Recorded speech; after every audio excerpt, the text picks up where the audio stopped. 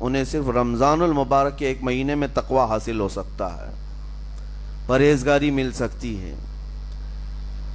یہ شہر طاعات ہے، شہر عبادات ہے، شہر کا مطلب مہینہ ہے عربی میں۔ اور دیکھیں کتنی سہولیات تمہارے لیے رکھی گئی ہیں کہ شیطان کے وسوسوں سے محفوظ رکھا گیا، کہ تمہیں مہینہ بھر شیطان اور اس کی ذریت سے، اس کے حملوں سے بچا کر رب تبارک و تعالیٰ نے اس مہینے میں رکھا ہے۔ تو اب میرے عزیزو، تھوڑی سی محنت کی ضرورت ہوتی ہے تاکہ ہمارا دل پاک ہو جائے۔ تھوڑی سی اور محنت اس میں کر لی جائے تو انسان کا باطن پاک ہو جائے۔ تقویٰ کیا چیز ہے اور اس کا حاصل کرنا کیوں ضروری ہے، میں آپ کو بتاؤں۔ تقویٰ کا مطلب سب سے اہم چیز یہ ہے، اللہ کا خوف۔ یہ بنیادی چیز ہے، یہ بنیادی چیز ہے، اور یہ اگر بنیاد ہے تو ہر عمل میں آپ کے تقویٰ حاصل ہو جائے گا۔ نماز کیوں پڑھتے ہو؟ نماز ایک ڈیوٹی سمجھ کر کے پڑھتا ہے تو کوئی مسئلہ ہی نہیں اس کا، یعنی وہ ڈیوٹی ادا کر رہا ہے۔ لیکن نماز میں اگر خوف خدا ہے، اللہ کے ڈر سے پڑھتا ہے، یہی تقویٰ ہے۔ روزہ کیوں رکھ رہا ہے؟ سب محلے میں رکھ رہے تھے، ہم نے بھی رکھ لیا۔ روزہ اس لیے رکھ رہا ہوں کہ لوگ برا نہ سمجھیں، یا اسلام کا ایک حصہ ہے۔ اتنی ہی نیت تھی تو پھر اس نے روزے سے کچھ حاصل نہیں کیا، لیکن اسی روزے کو اللہ کے خوف سے رکھا، یہی تقویٰ ہے۔ تو خوف خدا، اللہ کا خوف آ جانا ہر عمل میں، یہی تقویٰ ہے۔ اور اگر یہ چیز نہیں ہے تو انسان بہت بڑے بڑے گناہ بھی کر جاتا ہے، اسے ڈر نہیں لگتا۔ روزہ چھوڑ دیا، اسے کوئی خوف ہی نہیں ہے، بلکہ دھڑلے سے لوگوں کے سامنے کہتا بھی پھر رہا ہو کہ مجھے یہ سب چیزوں میں وشواس نہیں، یقین نہیں ہے۔ یہ باتیں اس زبان سے آتی ہیں جس کے ہاں اللہ کا خوف ہے ہی نہیں، اللہ کا ڈر نہیں۔ اسی لیے قرآن میں اللہ نے فرمایا لعلکم تتقون، تم پر روزے اللہ نے فرض کیے ہیں تاکہ تمہیں تقویٰ مل جائے، اللہ کا خوف۔ اور یہ کتنی اہم چیز ہے میں آپ کو بتاؤں، خوف خدا۔ خوف خدا کا مطلب کہ اللہ کا ڈر، اللہ کا خوف، یہ تمہاری پوری باڈی کو صحیح کرتا ہے، اندر سے بھی باہر سے بھی۔ خوف خدا، تم ہر قدم پر اگر یہ سوچتے ہو کہ میرا رب مجھے دیکھ رہا ہے، جیسے کہ آپ کو پتہ ہے حدیث پاک میں حضور صلی اللہ تعالیٰ علیہ وسلم سے پوچھا بھی گیا احسان کیا ہے، یعنی نیکی کس کو کہتے ہیں؟ حضور نے فرمایا تم نماز ایسی پڑھو یا عبادت ایسے کرو جیسے تم اللہ کو دیکھ رہے ہو۔ اور اگر یہ نہیں ہو سکتا تم سے تو اتنا احساس تو رہے کہ اللہ تمہیں دیکھ رہا ہے۔ تو ہر عمل میں تمہارے یہ سوچ آئے کہ مجھے میرا رب دیکھ رہا ہے، تمہارے قدم سنبھل جائیں گے۔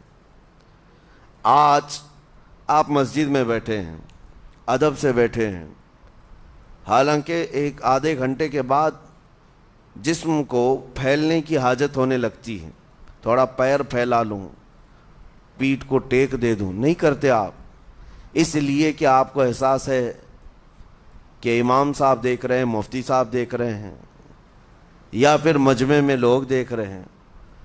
تو یہاں پر ہمارے دیکھنے کے احساس سے آپ کے پیر نہیں پھیلتے ہیں، آپ پھیل کے نہیں بیٹھتے۔ تو ہم میاں نہ سزا دینے والے نہ جزا دینے والے ہیں۔ یہی احساس اگر اللہ کے دیکھنے کا ہو جائے کہ میرا رب مجھے دیکھ رہا ہے، تو پھر آپ کو کسی نگرانی کی ضرورت نہیں، کہیں کسی سی سی ٹی وی کی ضرورت نہیں۔ اللہ کا خوف اگر بندے کے دل میں آ جائے، وہ ہر لمحے، ہر گھڑی، ہر علاقے میں محفوظ رہتا ہے، اپنے آپ کو محفوظ رکھتا ہے۔ میرے عزیزو، 4 سال کی عمر ہے امام اہل سنت فاضل بریلوی رحمۃ اللہ علیہ، امام محمد رضا خان رحمۃ اللہ علیہ، 4 سال کی عمر میں روزہ رکھ لیا۔ گرمیوں کی شدت تھی، گھرانہ علمی گھرانہ ہے، باپ بھی بڑے عالم دین، دادا بھی بڑے عالم دین ہیں۔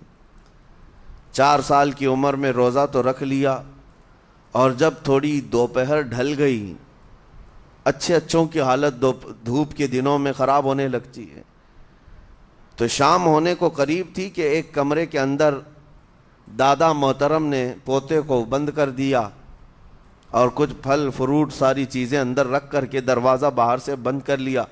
کہا بیٹا کھا لینا, میں کسی کو بتاؤں گا نہیں, کسی کو نہیں بولوں گا. 4 سال کی عمر ہے, تمہارا روزہ بھی رہے گا, کھا کر کے تھوڑا پیٹ ہلکا کر لینا. تو یہ دروازہ بند کر کے دادا محترم چلے گئے. کافی دیر کے بعد دروازہ کھلا تو وہ پھل فروٹ ویسے کے ویسے ہیں, بچہ ویسے ہی بیٹھا ہوا ہے. امام احمد رضا رحمۃ اللہ تعالی علیہ, 4 سال کی عمر کی بات کر رہا ہوں. دادا نے آ کر پوچھا بیٹا کھائے نہیں, دروازہ بند کر لیا تھا. تو 4 سال کی عمر میں مولانا امام احمد رضا کہنے لگے کھا تو لیتا لیکن ہر گھڑی میرا مولا تو دیکھ رہا ہے, جس کے لیے روزہ رکھا وہ تو دیکھ رہا ہے. یہ ہے تقویٰ, یہ ہے خوف خدا, کہ اگر یہ کسی کے دل میں بیٹھ جائے, اسے لوگوں کو دکھانے کی یا لوگوں کے اسے دیکھنے کی کوئی ضرورت ہی نہیں. میرے عزیزو, تقویٰ حاصل کرنے کا یہ اتنا بہترین راستہ ہے, اتنا بہترین راستہ ہے. آپ روزہ ہیں, کس کو پتہ ہے؟ میں روزہ ہوں, کس کو پتہ ہے؟ یہ راز ہے میرے اور اللہ کے درمیان. آپ روزہ ہیں, یہ راز ہے آپ کے اور اللہ کے درمیان. بہت سارے موقع آپ کے پاس ہیں دن بھر میں, فجر سے لے کر عصر تک.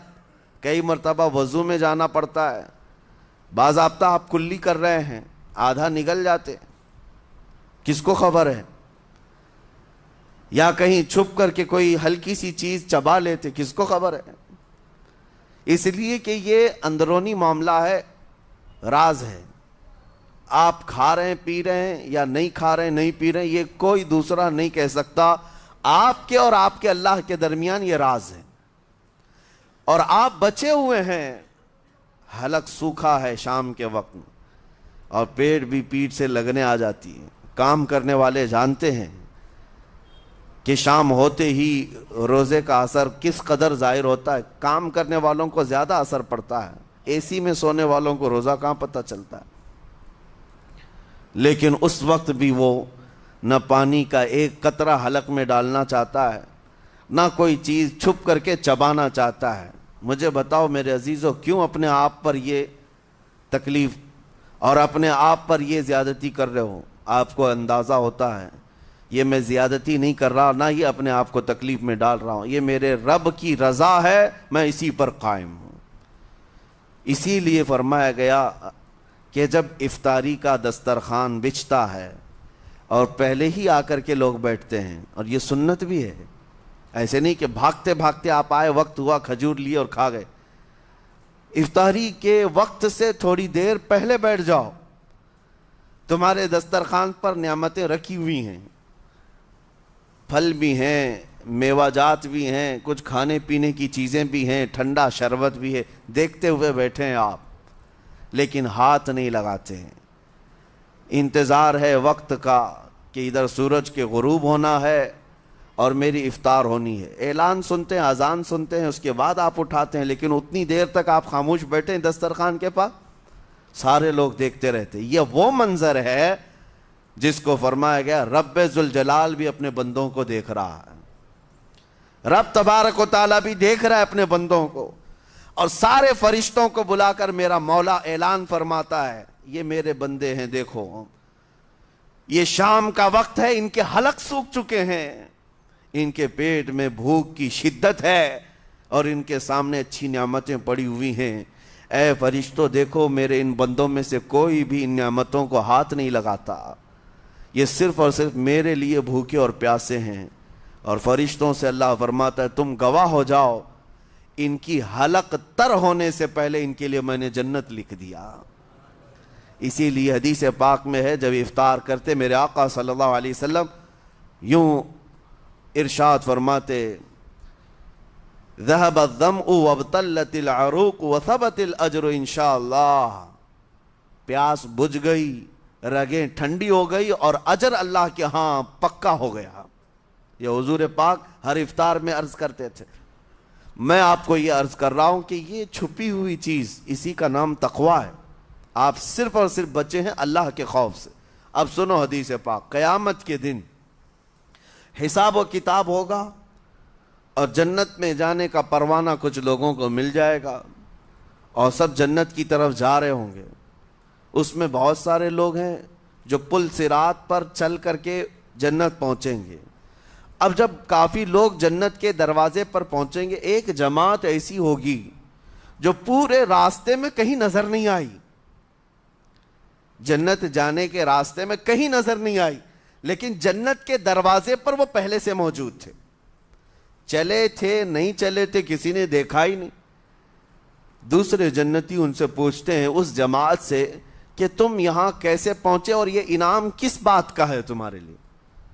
تو وہ جنتی کہتے ہیں ہمیں روزے داروں کی جماعت میں رکھا گیا، ہمارے روزے اللہ کو پسند آئے، اور آج رب تبارک و تعالیٰ کا حکم ہوا کہ ساری دنیا سے چھپ کر تم میرے لیے روزہ رکھتے تھے، دنیا کو پتہ نہیں تھا تم بھوکے ہو پیاسے ہو، اور اے بندو آج سارے لوگوں کی نظروں سے چھپا کر میں تمہیں جنت پہنچاؤں گا۔ وہ ایک جماعت ایسی ہے جو راستے بھر چلتی ہوئی نظر تو نہیں آئی لیکن جنت میں پہنچ گئی، وہ روزے داروں کی ہے۔ آج یہ تقوی حاصل کرنے کا سب سے بہترین راستہ، اور تقوی کیوں ضروری ہے؟ اب آپ کے روزے سے کچھ حاصل ہوا نہیں ہوا آپ کو دیکھنا بھی ہے، یہ نہیں کہ کیلنڈر کی طرح گنتے جاؤ، 1 ہو گیا، 2 ہو گئے، 3 ہو گئے، ہوتے جائیں گے، یہ دن تو چلتے رہتے ہیں، گنتے گنتے 20 بھی ہو جائیں گے، 25 بھی ہو جائیں گے، 30 بھی ہو جائیں گے۔ روزے گننے کا حکم نہیں، اپنے آپ کو سرچ کرو پھر تھوڑی سی ورزش کرنے کے بعد بندہ ویٹ تول کر کے دیکھتا ہے کم ہوا گھٹا ہے کہ بڑا، ہر دن دیکھتا رہتا ہے۔ ہاں، ورزش کرنے کے بعد پھر ناپ کر کے دیکھتا ہے میرے جسم کا وزن کتنا گھٹا کتنا بڑا۔ ویٹ گین کرنے والے ویٹ لاس کرنے والے دونوں بھی برابر چیک کرتے رہتے ہیں۔ روزہ رکھنے کے بعد تمہیں خود کو بھی چیک کرنا چاہیے کہ میرے اندر اب تبدیلی آئی یا نہیں آئی۔ ایک روزہ رکھا اور پھر رات کو تراویح میں کھڑا ہوا، میرے اندر بدلاؤ کتنا ہے؟ کیا اب اللہ کی آیات قرآن کی سنتا ہوں میرے آنکھوں سے آنسو آ جاتے ہیں؟ اگر آ گئے ہیں تو اس کا مطلب ہے کہ دل نرم ہو گیا، اس روزے نے اثر دکھانا شروع کیا، اور پھر ویسی کا ویسا ہے، تو اس کا مطلب ہے کہ آپ کے روزے سے آپ کو تقوی نہیں مل رہا ہے، آپ کو تقوی نہیں مل رہا۔ خوف خدا جب آتا ہے تو انسان کا دل موم ہو جاتا، نرم ہو جاتا ہے، اور اللہ کے عذابات سے، جہنم کے خوف سے، قبر کی سختیوں سے وہ رو پڑتا ہے، اس کی آنکھیں بہنے لگ جاتی ہیں، اور جب دل سخت ہوتا ہے پتھر کی طرح تو اسے نہ اللہ کی آیتیں رلاتی ہیں نہ آخرت کا تصور اسے ہلاتا ہے۔ اسی لیے قیامت کے دن کے بارے میں آپ کو بتاؤں، نبی پاک صلی اللہ تعالیٰ علیہ وسلم کی امت کی طرف جہنم کی آگ شعلے لپکاتے ہوئے بڑھتی آ رہی ہوگی بہت تیزی سے، قریب ہے کہ وہ جہنم کی آگ سب کو اپنے لپیٹ میں لے لیں۔ وہاں کھڑے ہوئے بہت سارے لوگ اپنے اپنے اعمال کا صدقہ پیش کرنے لگے، حاجی اپنے حج پیش کر رہے ہیں، نمازی اپنے نماز، روزے دار اپنے روزے، کہ جہنم ہماری یہ نیکیوں کا صدقہ رک جا۔ جہنم کی آگ بڑھتی چلی آئی، بڑھ رہی تھی۔ جبرائیل امین علیہ الصلاۃ والتسلیم حاضر ہوتے ہیں بارگاہ مصطفیٰ صلی اللہ علیہ وسلم میں، ایک پانی کا پیالہ انہوں نے پیش کیا اور کہا یا رسول اللہ صلی اللہ علیہ وسلم یہ پانی آپ اس آگ پر چھڑک دیں۔ نبی پاک صلی اللہ تعالیٰ علیہ وسلم نے وہ پانی اس آگ کی طرف پھینکا تو آگ دور چلی گئی، جو جہنم کی آگ اچانک بجھ گئی، کافی دور چلی گئی جو امت کی طرف لپک رہی تھی۔ رسول رحمت صلی اللہ تعالیٰ علیہ وسلم نے پوچھا جبرائیل سے یہ اتنا اثردار پانی ہے کون سا؟ یہ جبرائیل امین عرض کرتے ہیں یا رسول اللہ یہ آپ کے ان امتیوں کے آنسوؤں کا پانی ہے جو رات کھڑے ہو کر اپنے رب کے خوف سے رویا کرتے تھے، وہ اللہ کے خوف سے تھر تھراتے تھے، ڈر کر کے ان کے آنکھوں سے جو آنسو آتے۔ جبرائیل امین کہتے ہیں میں نے وہ آنسو جمع کر رکھے تھے اور وہ آج میں نے آپ کے سامنے پیش کیا۔ ایک آنسو کا قطرہ جہنم کی آگ بجھانے کے لیے کافی ہے۔ موتی سمجھ کے شان کریمی نے چن لیے قطرے جو گرے تھے عرق انفعال کے۔ عزیزان گرام وقار، یہی وہ تقوی ہے، یہی وہ خوف خدا ہے جس کے متعلق اللہ قرآن میں فرماتا ہے لعلکم تتقون، تاکہ تمہیں تقوی مل جائے، اسی لیے روزے رکھے گئے ہیں، روزے فرض کیے گئے ہیں۔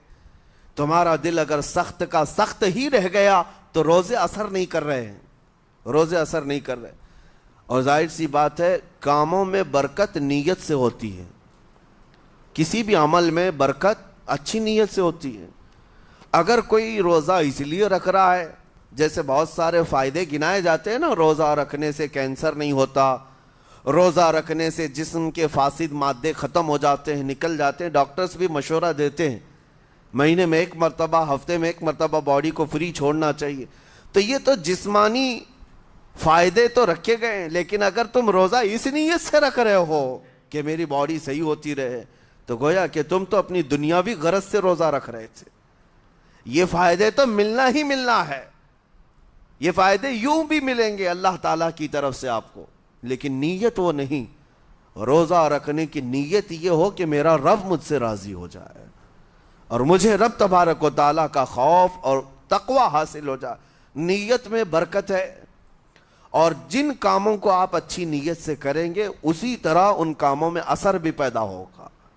روزہ رکھنے سے پہلے آج نیت یہی کریں کہ مولا تعالیٰ یہ روزہ میرے تمام برے اعمال کے لیے کفارہ ہو جائے، یہ ڈھال بن جائے۔ جانتے ہیں آپ اپنے نفس امارہ کو روکنے کا سب سے بہترین آلہ بھوک ہے، بھوک۔ جتنا آدمی بھوک کے ذریعے سے اپنے نفس کو مار سکتا ہے دوسری کوئی چیز نہیں ہے۔ آپ دیکھیں اس رمضان المبارک میں بہت ساری حلال چیزیں آپ کو حرام کر دی گئی ہیں، یعنی سحری سے لے کر افطاری تک۔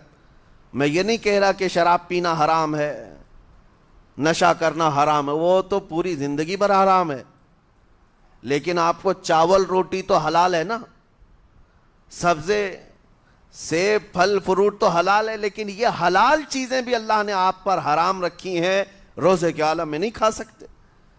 سحری سے لے کر افطار تک یہ حلال لقمے، پانی تو حلال ہے، پاک ہے، لیکن آپ کے لیے روزے کے عالم میں حرام ہے۔ اسی طرح شادی شدہ مرد اپنی عورت کے ساتھ زندگی بھر کبھی بھی جمع کر سکتا ہے، رات میں سو سکتا ہے، لیکن حالت روزہ میں وہ حلال کام بھی حرام ہے، حلال کام بھی حرام ہے۔ اپنی عورت سے جمع کرنا حالت روزہ میں کیوں روکا گیا؟ کھانا پینا بھی حلال تھا، عورتوں کے ساتھ شباشی بھی حلال تھی، لیکن روزے کے عالم میں ان حلال چیزوں کو روکا گیا۔ تو آپ سوچ سکتے ہیں اس چیز کو، سوچ سکتے؟ وجہ یہ ہے کہ حلال چیزوں سے آپ کو روک کر بڑے حرام چیزوں سے بچانا مقصود ہے۔ آج اگر اپنے آپ میں اتنا کنٹرول کر لے جاؤ کہ چند حلال چیزوں سے دن بھر بچ سکتے ہو، انشاءاللہ رمضان کے بعد بڑی حرام چیزوں سے بھی اللہ آپ کو محفوظ رکھے گا۔ میرے عزیزو، برا ہے ان لوگوں کا جن کو میرے آقا صلی اللہ تعالیٰ علیہ وسلم نے دعائے ہلاکت فرمائی ہے۔ اس سے بدنصیب کوئی ہو سکتا ہے جن کے لیے رسول رحمت صلی اللہ تعالیٰ علیہ وسلم کی دعائے ہلاکت ہوئی ہو؟ حضور صلی اللہ تعالیٰ علیہ وسلم ایک دن مسجد نبوی شریف میں تشریف لے جا رہے تھے، منبر پر آپ نے قدم رکھا، آمین کہا، پھر دوسرے زینے پر قدم رکھا، آمین کہا، تیسرے زینے پر قدم رکھا، آمین کہا۔ خطبہ مکمل کیا، صحابہ نے پوچھا یا رسول اللہ صلی اللہ علیہ وسلم ہر زینے پر آپ قدم رکھتے ہوئے آمین کس لیے کہہ رہے تھے؟ سنو، رسول پاک صلی اللہ علیہ وسلم ارشاد فرماتے ہیں کہ میں جب پہلے زینے پر قدم رکھا تو سید الملائکہ جبرائیل امین آئے اور دعا کرنے لگے۔ کیا دعا کیا؟ یوں کہا، یا رسول اللہ صلی اللہ علیہ وسلم وہ شخص ہلاک و برباد ہو جائے جو آپ کا نام سنے اور پھر اس کے بعد درود نہ بھیجے۔ حضور فرماتے میں نے آمین کہا۔ حضور کا نام سنتے ہی آپ کی زبانوں پر درود آ جانا چاہیے۔ اللہم صلی علی سیدنا محمد وآلہ وصحبہ وبارک وسلم۔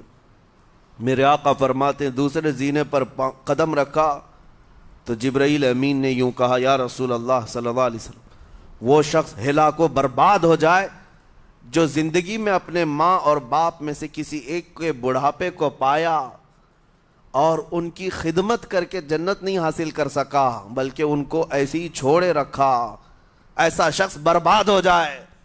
حضور فرماتے میں نے آمین کہا۔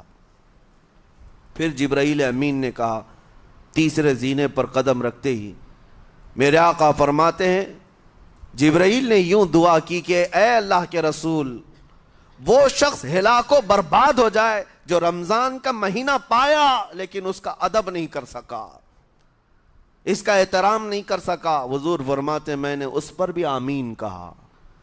جس کی ہلاکت کے لیے جبرائیل امین دعا کر رہے ہوں اور اس دعا پر سید الانبیاء آمین کہہ رہے ہوں، ایسے شخص کی بربادی کا کیا انجام ہو سکتا ہے؟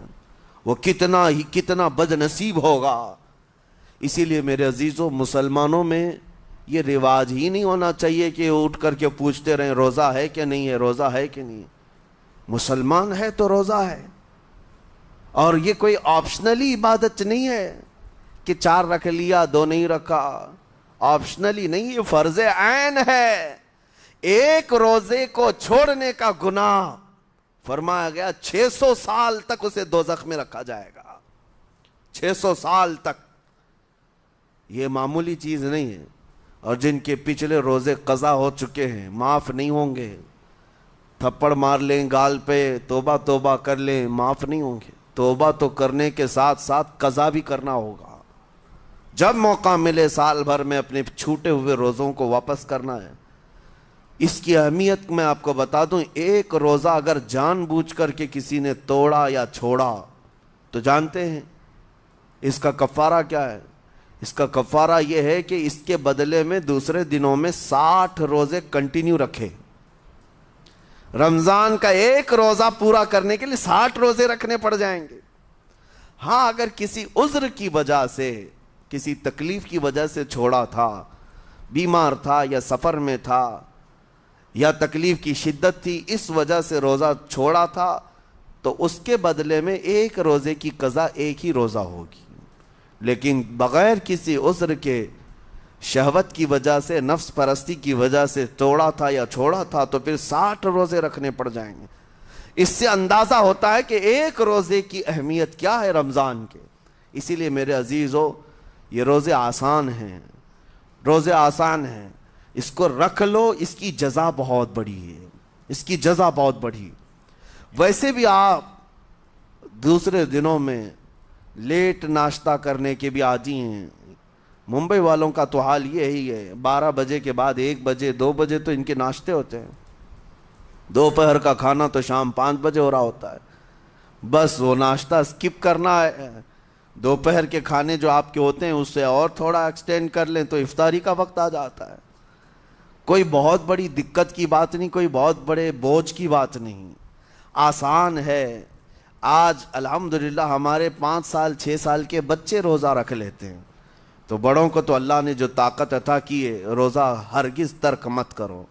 لیکن ساتھ میں آج یہ میسج ضرور دوں گا، نیت یہ کرو کہ مجھے تقوی مل جائے، مجھے پرہیزگاری مل جائے، اور یہ آپ کو خود چیک کرنا ہوگا۔ روزانہ رات کو نماز میں کھڑے ہو جاؤ تراویح کے، دیکھو کہ کتنی تبدیلی آ رہی ہے۔